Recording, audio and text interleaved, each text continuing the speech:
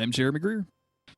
And I'm Gary Butterfield. And this is Days of Future Cast, the podcast where Gary and I talk about Avengers and random storyline plots that none of it makes sense. All of my words not good. This is very confusing, Gary. We're back. We talk about Novar's incredible childbearing hips. Yeah, he's so thick, Gary. He's so thick. Thick as thighs. Like the big juicy ass on Novar. What is he doing? Is incredible in this. All caked up on a Thursday afternoon. He does not deserve to be that caked up. We're back. Avengers versus X-Men. We're on Avengers number 27, the series that seems to be happening much later than any of the things that we're reading. We're going to start out with Novar standing on a pile of dead Avengers. Yeah. He also, the description on this in Marvel Unlimited mentions the Runaways showing up and talking to Avengers Academy. So that doesn't happen here. It's like they put this crossover and it was like, no one's actually going to read this whole thing. You know, like we're just going to set it up and then we don't have to worry about it after that. I went to the second page where it kind of briefs you, and there's an editor's note that this takes place before the events of AVX4, which I guess is, get better, do better, Marvel. Like make better reading things. I don't know what you're trying to tell me. Just doing it after the fact. You know, like you had to buy the comic to know when to read it. Yeah, just super fucking confusing. It's pretty silly too, though, because in their defense, right? Like, I don't think that at the time they really thought people would be reading comics like this. You know, they were like, oh, these will be compiled into books where we can just put everything in order. Okay. You know, so, but I mean, it still sucks now. Like, you know, at the time it maybe made more sense, but there's no reason for them to be out of order on the app. It is bonkers. And I don't know, like I think you use the website app, right? And I'm still using the iPad app, and I use both. The iPad app updated, and like now when you go to, if you can find the event, because you can't search by events anymore, which is really frustrating. You have to scroll through every Marvel event to find, and they're not like alphabetically sorted or anything. I got irate this morning, Gary. I was like, "What the fuck is this?" Once you find it lists, like for AVX, the first thing that comes up are all of the Versus comics. So you get 1 through 6 of those, and then you get all of the mainline AVX comics, and then it's like, here's tie-in and like publication order or whatever. And that doesn't make any fucking sense either. Like it's real bad. Like it doesn't even like give you a standard listing anymore, which is really frustrating. It's like that drill tweet where it's like the computer is like, how about I show you the tweets in an order I think is good? What do you think? Computer, show me the tweets in the order they happened. No. How about I show them to you in order I think is good? Okay. Okay, that's fine. Very similar. The entire internet is doing that. Like people being paid more money than I'll ever see in my lifetime, being paid in a focus group to try to figure out the most optimal way to give me something I don't want. Amazing, isn't it? In an order I hate. Just absolutely amazing. It's just so dumb. I hate capitalism. So anywho, we're going to get into it here. This happens after all of that stuff. We're back on Walt Simonson art, so it's everybody's thick and flat. And we start with Thor daydreaming as he's being knocked out. You know, he's just remembering, thinking, you know, peaceful thoughts when Lady Sif shows up and says, you know, why are you sleeping? The fire's about to consume you. And the Phoenix shows up in his dream. Yeah. Waking him up. And he wakes up in a spaceship with a unconscious Carol Danvers. They quickly realize that they are flying towards the sun. So again, this has to be after all of the other Secret Avenger stuff we've been dealing with. Also on board. Oh, excuse me. We're not going to get there yet. Meanwhile, Novar has landed on the Korean homeworld with a piece of the Phoenix. Backpack. Yep. The entire universe after the Phoenix backpack. Yes. You know, the backpack has a little bit of Phoenix in it. My guess is after all the Secret Avengers stuff, the Avengers escaped on a ship, but it was damaged. Makes sense. You know, and Novar played his hand. He was behind the mind control or something like that because of the Supreme Intelligence. Also, the Phoenix backpack is the last piece I need for my set for my build in Diablo 3. I'm very excited about it. please let me get this on RNG. Yeah, he lands, you know, and he's like, hey, the Supreme Intelligence summoned me. Another accuser, not Ronan the accuser, tells him like, hey, we know who you are. Come talk to the Supreme Intelligence. And he does. The Supreme Intelligence is like, hey, good job. You saved the future of our people. You're doing great work. We love you. You got the Phoenix backpack it owns. Yeah. And they're like, cool, with this backpack, we're going to maintain our empire, for millennia to come.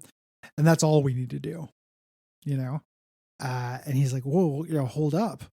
Like, what about Earth? You told me to protect Earth. I'm supposed to protect Earth. And they're like, nah, not really. Earth sucks. I like the line that they draw. Like, you sent me to Earth to protect it. And they're like, no, you were protecting them from themselves and from those that would use their forces against us. And you did that. Yeah. Good job. Yeah. Which is good job, little Bubba. Like, somebody needs to refer back to the contract is what I'm saying. Like, wait a minute. Yeah. He did not read the fine print, but he's pissed off. This is where he's going to break good again. Mm-hmm.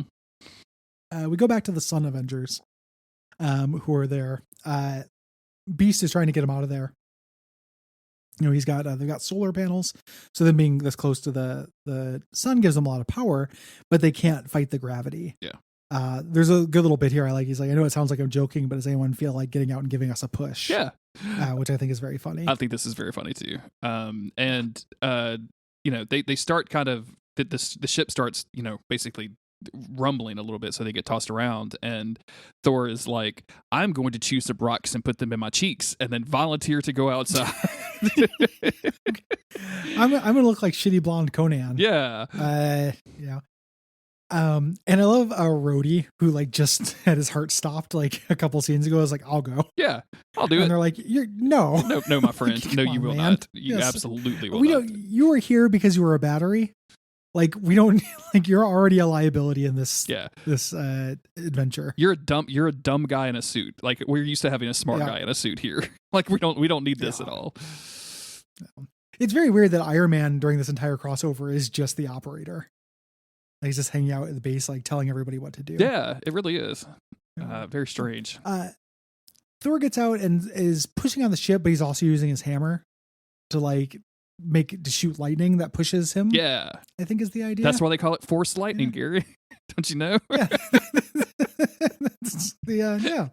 I suppose that makes sense. That's the only Star Wars joke Gary's going to approve in the fiscal year 2021. Beast starts apologizing. If we didn't make it out of this, it's been an honor to serve. They all try to stop him, because they're like, we are going to make it, because we're Avengers. Thor is pushing them. We don't get to see the results of this because we go back to Big Goofy the Tick Novar arguing the Supreme Intelligence. Yes. Saying like, no, like Earth is good. Like, we have to protect it. It has to be nurtured. And they're like, no. The Earth is dangerous, you idiot. It's been an obstacle. They're constantly fighting us. And here's where Novar is like, I can't allow that. And nobody talks back to the Supreme Intelligence. Ain't gonna go over very well. But he blows up, hitting the Supreme Intelligence and fighting some of the other Kree and accusers. I think some of the panel work in that page, like as he says, I cannot allow that, where you see the two fists on each side, is very cool. Yeah, that looks really neat. Yeah. I just wanted to call attention to it. And when the layout is good, it's good. It's just that the actual drawings blow. Yeah. Look at the Supreme Intelligence in the top panel and the scribbles on his nose. Yep. Just a bunch Some of shit lines. I would do. Yeah. Yeah. Like, come on, man. And it doesn't look anything like the Supreme Intelligence in the next panel. Nope. Like, he has a different nose. It's really annoying. Yeah. So Novar shoots his way out of this. He grabs the backpack, which is now in a force field, and he is stopped on the way out by a team of Avengers. Yep. And they're like, look, motherfucker. He starts trying to talk it back, like, oh, I've made a terrible mistake. And they're like, shut it. Yeah. Tries to sacrifice himself. He's like, do what you must. And they're like, yeah, we'll take you back to Earth to pay for your crimes. He's like, yeah. Take me back to Earth. That's good. That's good. Yeah. Take me there. Take me there. That's fine. That's fine. Get me away from these guys. And Beast goes, no. A growly Beast. Stay away from Earth forever. Like, you fucked with us. You cannot do this. If you get to Earth, I'll kill you myself. Everyone's real upset about Novar. Yeah. And he insists that he can fix this. Vision responds with, "You cannot fix betrayal." And then Carol Danvers whacks him like across the room, and then everybody loads up on the spaceship and leaves. And we see Novar like crying with his weird tick eye helmet. And then he looks over and realizes like, oh, all of the Kree forces are chasing me, so I should probably get out of here. When he tries to blast them with his negabands, they do not work. They were a gift from the Supreme Intelligence. Now that he has betrayed his own people, they will no longer work for him. They will break instead. There's a really weird little pacing thing. He runs and jumps off a cliff. One of the accusers like, "Good riddance." I'm like, no, he's still around. And then they show him hanging from the little bit, or hanging from the ledge under it. Then they show the accusers like rounding up a posse, and one of them goes, "I heard he killed himself." Do you mean you heard it like 2 seconds ago when you just watched him jump off the cliff? What do you mean you heard it? What podcast are you listening to, my dude? Like that's a huge danger to our OPSEC if there's a podcast about like potential security threats. Novar suicide is trending. What do I do? I don't understand. Top trending topics: huge balls. Yeah, huge balls. No Vaseline. No VAR.